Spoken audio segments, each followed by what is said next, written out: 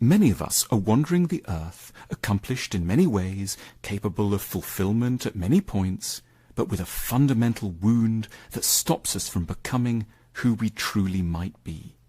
We don't quite know who we are. It isn't, of course, that we can't remember the basics of our biographies.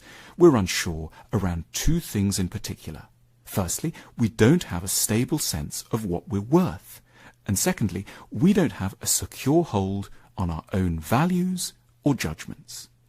Without knowing who we are, we tend to have particular trouble coping with either denigration or adulation.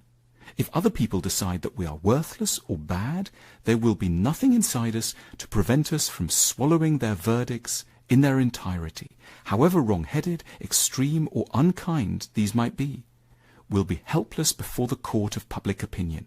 We'll always be asking other people what we deserve before seeking inside for an answer.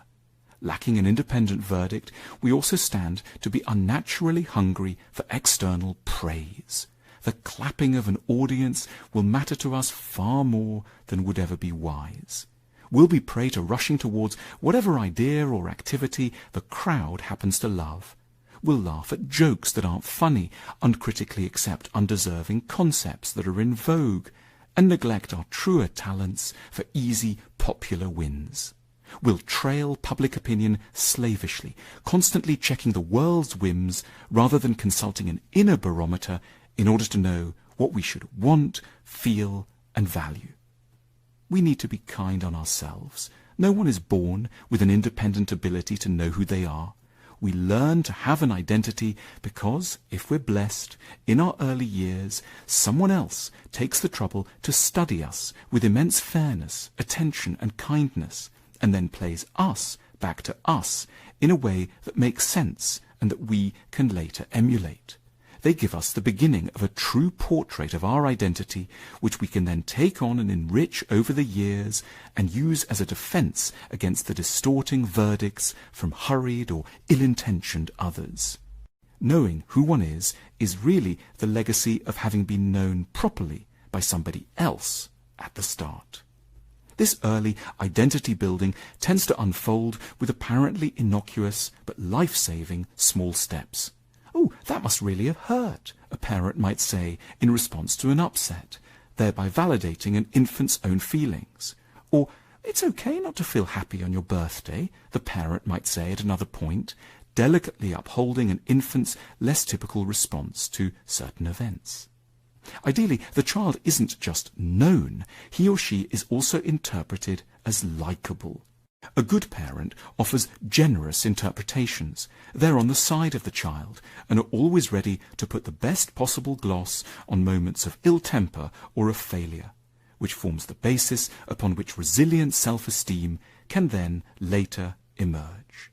Now, that's the ideal, but it can, of course, go very wrong, and often does.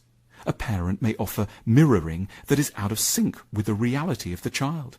"Look, who's such a happy little boy or girl?" a parent might insist, when actually the opposite is clearly the case, thereby badly scrambling the child's ability to connect with their own emotions.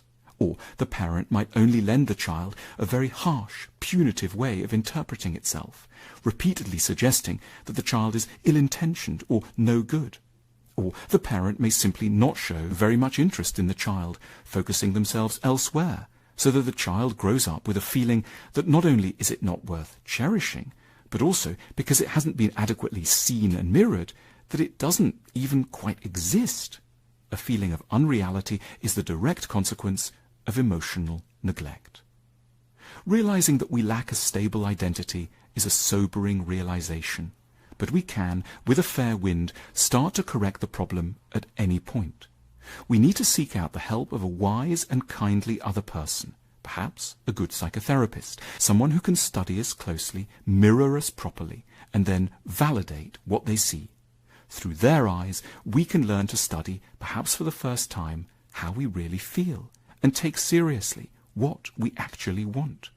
We can, by being witnessed generously, more often learn to take our own sides, and feel increasingly solid inside, trusting ourselves more than we trust the crowd, feeling that we might be able to say no, not always swaying in the wind, and feeling that we are in possession of some of the ultimate important truths about us. Having come to know ourselves like this, we will be a little less hungry for praise, a little less worried by opposition, and a lot more original in our thinking. We will have learned the vital art of both knowing and befriending who we really are. Our Know Yourself cards can help us to better understand the deepest, most elusive aspects of ourselves. Follow the link now to learn more.